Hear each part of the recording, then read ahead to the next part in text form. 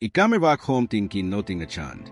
He was wrong the moment he stepped onto that roof and heard her boy say my name. My name is Matthew. I am 23 and 2 years away in Cincinnati for back to school felt longer than it so lave. Coming back to the quiet suburb of City Columbus, Ohio felt like stepping into an old picture from. Some cracks I walks, some maple trees turning gold, some smell of good smoke floating in there like nothing ever moved on. I told myself it was back used to save money, stack some cash, and figure out my next step. That was the excuse I kept repeating. I rented a teeny studio above a laundromat. One room, a hot plate, and a bathroom so small you to turn I was to close the door. It was cheap and closer to everything, especially closer to Eric's place. Eric had been my best friend since we were kids. Some street, some bikes, some travel.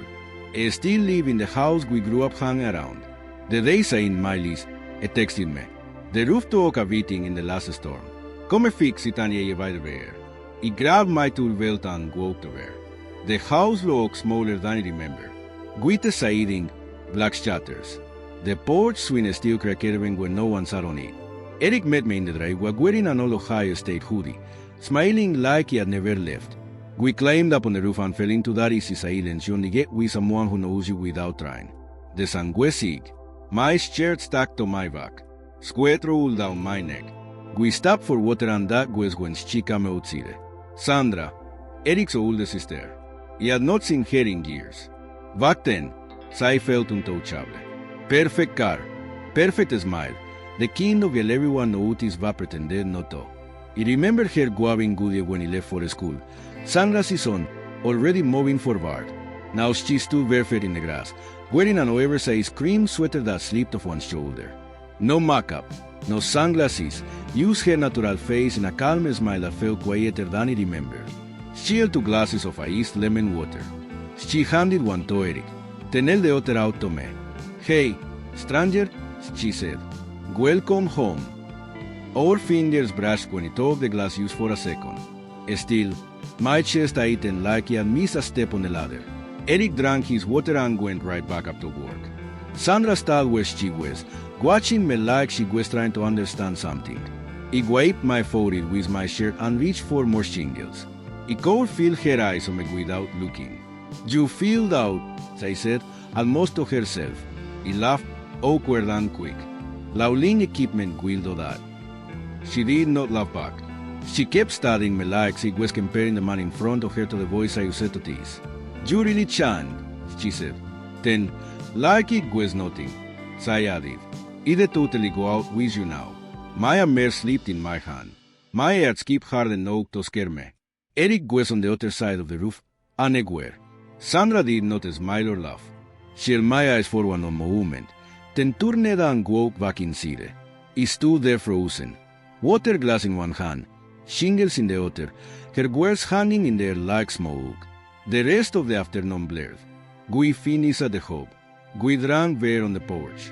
We talked about sports and work and nothing that mattered. Sandra studied inside. That night, I lay on my bed staring at the ceiling fan, spinning slow circles. Her voice kept replying in my head. Not teasing, not playful, certain like I had already decided something. The next morning, Eric texted again. Pancakes if you want. Roof still needs work. I go out over before I could talk myself out of it. The house smelled like butter and coffee. Eric's mom growled at me from the table. Eric flipped bacon at the stove. Sandra leaned against the counter in gray joggers and an old sweatshirt, hair still damp. She looked up and smiled when she saw me. Morning, handyman, she said softly. Something shifted in my chest. I told myself to ignore it. I told myself she was my best friend's sister. I told myself it was just fixing a roof. But deep down, I already knew it was standing at the edge of something that could change everything. For the next week, fixing the roof became an excuse instead of a hope. I showed up almost every afternoon after my shift at the shop. Eric was around, sometimes juggling calls or running for supplies, but other times it was used me on the roof and the quiet room of the neighborhood below. Leaves started to fall one by one, slow and lazy, like the season itself was easing into something new.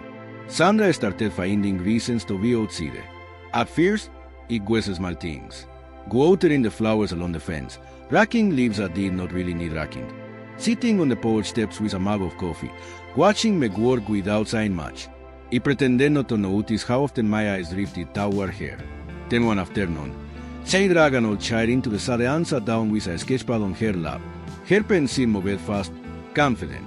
He kept telling myself to focus on the shingles, but every time I glanced down, she was there. Sometimes she caught me looking. When she did, she smiled like she already knew. We started talking more.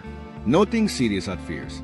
She asked about my hope, about compressors and refrigerants, about why my hands were always scrapped up.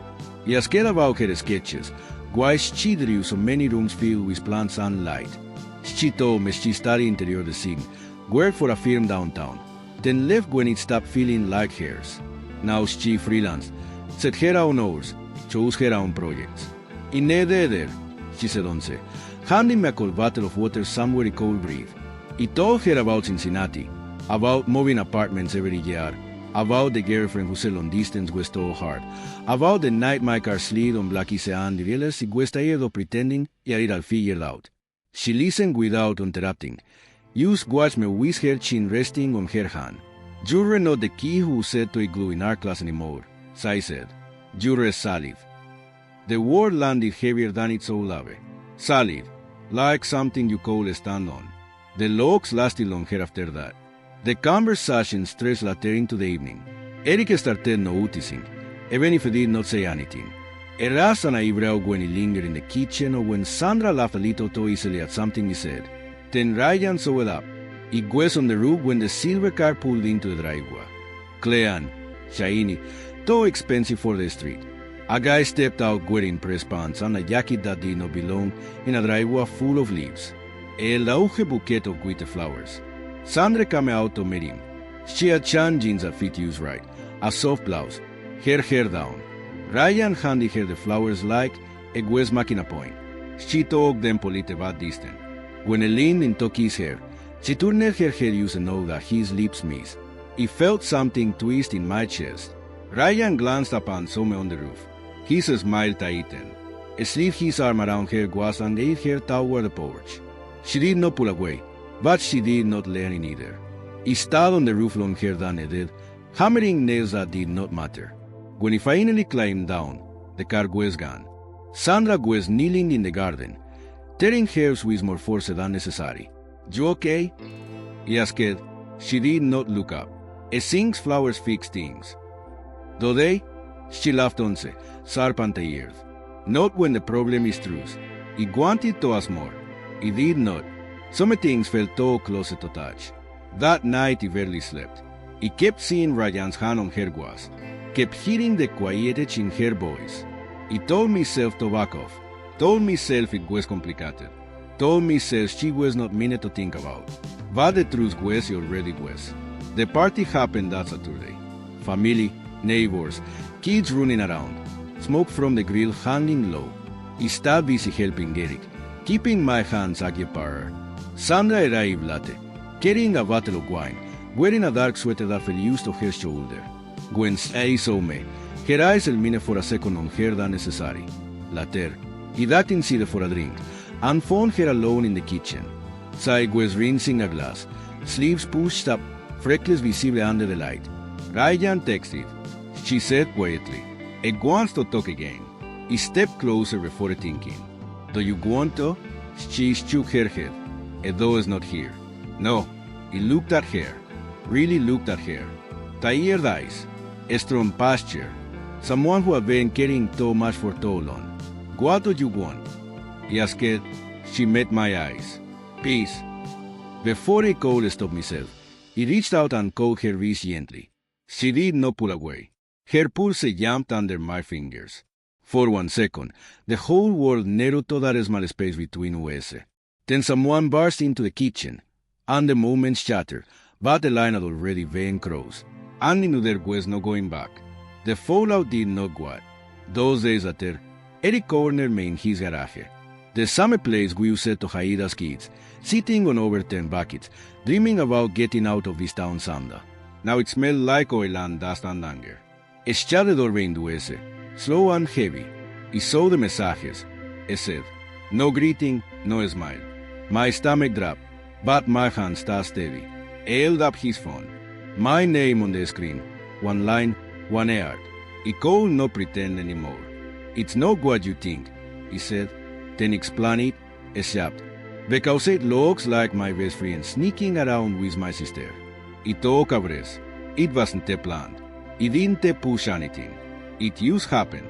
Epa said, running a hand through his hair. Says Ben through a note. Ryan messed her up, and now you think you're different. You don't think I'm a fix, he said. You think I'm someone who listens. That stopped him. Instead of me like he did not going to hear the truth. Get out, he said finally. Don't come back until you figure out whose side you're on.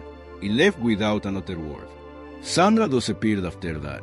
No text, no porch light, no sketch pad in the yard. The silence was louder than any fight. He threw himself into work, staying late, taking extra hops, coming home exhausted used to leave work, replying every moment. 4 nights later, the storm hit.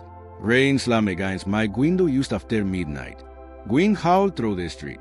He was half asleep when he heard the knock. Sir, urgent. He opened the door and there she was.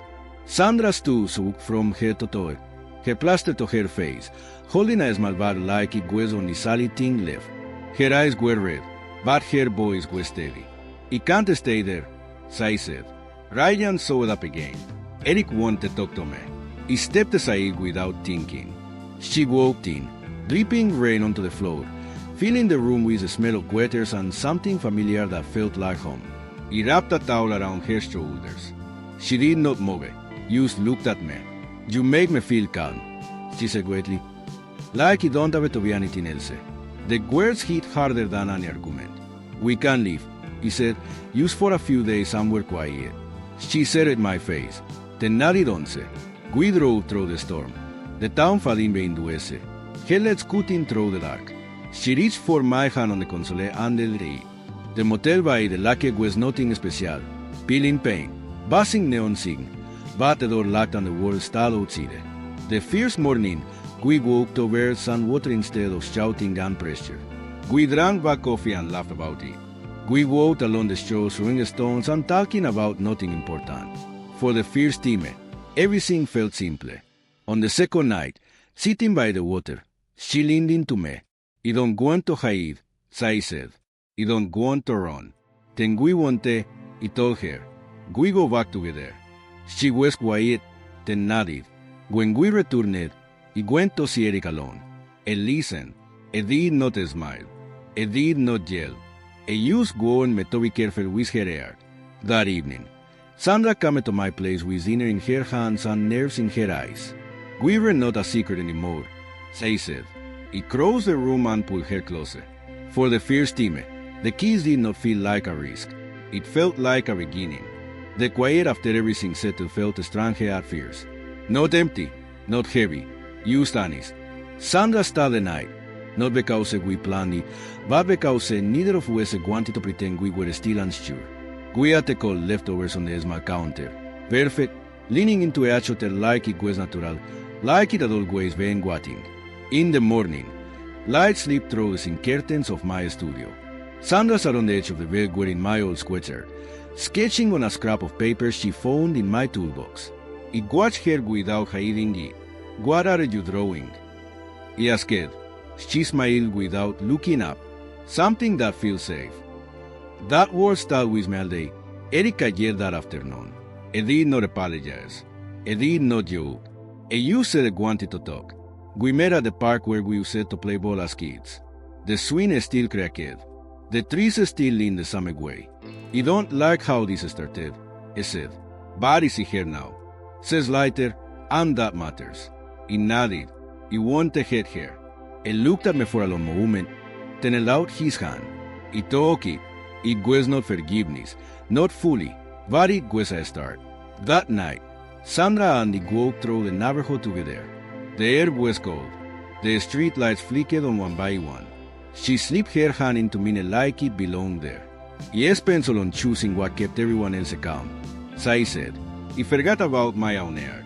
He stopped walking and fast hair. Love don't start with fixing or proving anything," he said. it starts right here. I tapped her chest gently. She smiled soft and real and leaned in. The kiss was slow, certain. No fear in it. Weeks passed. Winter crept in. Life found a rhythm. She worked from my place sometimes. Sketches spread across the table. I picked up more hours and started saving for something big here. Not an escape, a future. Ryan faded out. Not a latonce, but a note. Eric started dropping by again. Laughter returned to places it had left. One night, sitting on the floor we stacked our boxes between us. Sandra looked at me and said, "You didn't chase me. You didn't try to save me." I shrugged. You stood still. She reached for my hand. That's what I needed. I came home thinking nothing would change. It was wrong. The causes sometimes of those not rusing loudly.